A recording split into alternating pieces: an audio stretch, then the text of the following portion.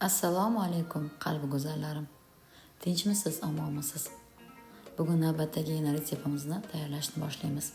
Bugun sizlar bilan mana shunaqa ajoyib blinchik tayyorlaymiz. Bismillahirrohmanirrohim deb ishimizni boshlaymiz. Idishimizga tuxum soldik, tuz soldik, shakar soldik.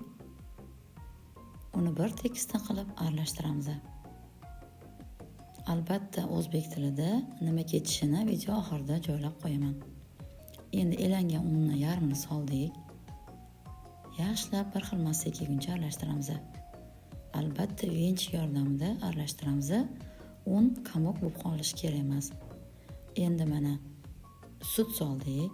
Sutni ham suv massa bilan quyi massani bir xil holatga keltirib aralashtirib olganimizdan keyin qolgan yarim unni solib yaxshilab bir xil massaga kelguncha buni aralashtirdik. Endi qaynagan suv soldik. Albatta bu birinchiga solinayotgan sut bilan qaynagan suv o'rta iliqlikda bo'lsin, qaynoq ham bo'lmasin, sovuq ham bo'lmasin. Ana endi o'simlik yog'ini soldik. Uni ham bir xilda massaga aralashtirib oldik. Mana shunaqa suvi quyulikda massa hosil bo'ladi. Endi ko'rayotganingizdek birinchi pishiradigan tovamizni qizdirib oldik baland olovda. Qizigan tovaga ozgina yog' surtib, keyin bir cho'michdan solib birinchilarni pishirib olamiz. Albatta azobnachlarim tayyorlab ko'ringlar, juda ham oson. Bir pasda pishib chiqadi. Aytganimdek bu masalliqdan juda ham ko'p chiqmaydi, chunki ozgina tayyorladim men.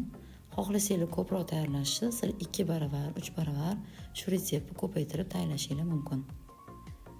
Birinchisi har doim birinchisi sal xunukroq chiqadi, keyingilari yana ham chiroylilashib boradi. Azobnachlarim, sizlar bilinchikni qanaqa turda pishirasizlar? Har xil bilinchiklar bor. Men shunaqa bilinchik pishirib ko'rdim. Menda bitta tayyorlaganim o'zida shunaqa chiroyli bo'lib chiqdi. Sizlarga ham tavsiya qilaman. Albatta kommentariyada nima savollar bo'lsa, yozib qo'ysanglar, javob berishga harakat qilaman. Azobnachlarim, qalbi go'zallarim, kanalimga kirib bir ko'ringlar. Sizlarga yoqadigan retseptlar, salatlar, tez tayyor bo'ladigan taomlar, parhez taomlar bor. Albatta sizlar o'zingizga yoqqan bir retseptni ko'rib tayyorlasanglar, men juda ham xursand bo'laman. Kanalim foydasi tegayotgandan juda ham xursand bo'laman. Sekin-asta mana keyingilari chiroyli chiqa boshladi. O'zi aytishadi, birinchik uchun alohida tovoq qilib qo'yish kerak deyshadi.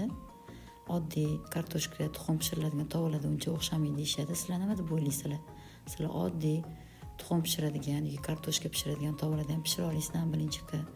Sizlar qanaqa pishirasizlar? Albatta kommentariyada o'z fikringizni ulashsanglar, juda ham xursand bo'laman. Albatta mana qolganlari ham chiroyli bo'lib pishyapti. Sekin-asta pishirib olamiz.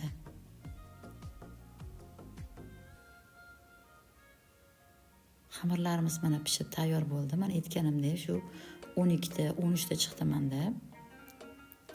Albatta bu bilinchiklarning ichiga xohlagancha nachinka solishingiz mumkin. Xohlasanglar kartoshka bilan qiymali qiyma go'sht solib qovurib tayyorlashingiz mumkin. Albatta bilasizlar. Mana ko'rdinglarmi?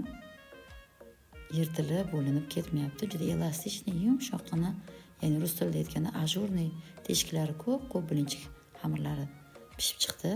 Mana men bu joyini ko'rsatmadim. Men nachinkani mana shunaqa kartoshka, piyoz, qiyma solib qovurib tayyorlab oldim. Ichiga solib oila a'zolarimga taqdim qildim.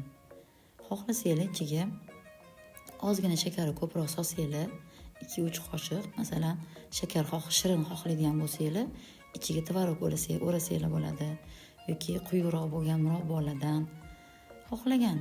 Juda ham bir turi ko'p bilinchiklarni xohlasanglar, to'yimli ovqat holatida bo'lsin desanglar, ichiga mana shunaqa qilib kartoshka bilan qiymani qovurib solsanglar ham bo'ladi. Albatta azobnachlarim tayyorlab ko'ringlar. Sizlarga maslahat beraman, juda ham zo'r chiqadi. Albatta taomlarimizning quvvati ilm va ibodatga bo'lsin.